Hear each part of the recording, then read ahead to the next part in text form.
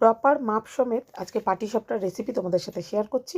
একটাও ভেঙে যাবে না। তোমরা দেখো, আমি নিয়েছি এখানে 1 কাপ আন্দাজ গোবিন্দভোগ চালের গুঁড়ো। তোমরা যে কোনো আতপ চালের গুঁড়োও কিন্তু নিতে পারো। এর মধ্যে পরিমাণ মতো আমি গুড় দিয়েছি, তোমরা চিনিও দিতে পারো। আর মিশিয়েছি যে কাপ দিয়ে চাল মেপেছি সেই কাপেরই 3/4 কাপ গরম জল আর 3/4 কাপ দুধ।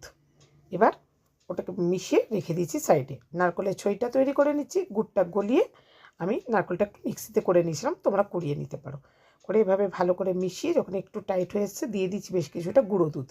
গুঁড়ো দুধের জায়গায় তোমরা খোয়া ক্ষীরও দিতে পারো, দেখবে একটা অসম্ভব ভালো স্বাদ কিন্তু হয়। এবার নাড়িয়ে চাড়িয়ে ছই আমার এদিকে রেডি।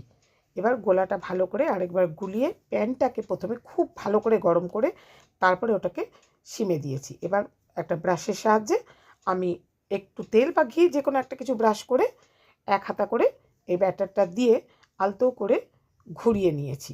যখন একটা পিঠ এরকম দেখবে ড্রাই হয়ে আসছে তখন তোমরা নারকেলের ছাঁচটা দেবে। দেওয়ার পর এটা আস্তে করে স্প্যাচুলা দিয়ে আমি যেভাবে করছি দেখবে 4-5টা এরকম করে আগে ছাড়িয়ে নিয়ে আলতো হাতে এটাকে মুড়িয়ে নিয়েছি। একটাও পাটিসাপটা কিন্তু আমার ফেটে যায়নি, ভেঙে যায়নি। প্রতিটা পাটিসাপটা খুব সুন্দরভাবে কিন্তু তৈরি হয়েছে। আমার মাপ অনুযায়ী তোমরা করে দেখো, একটা পিঠেও ভাঙবে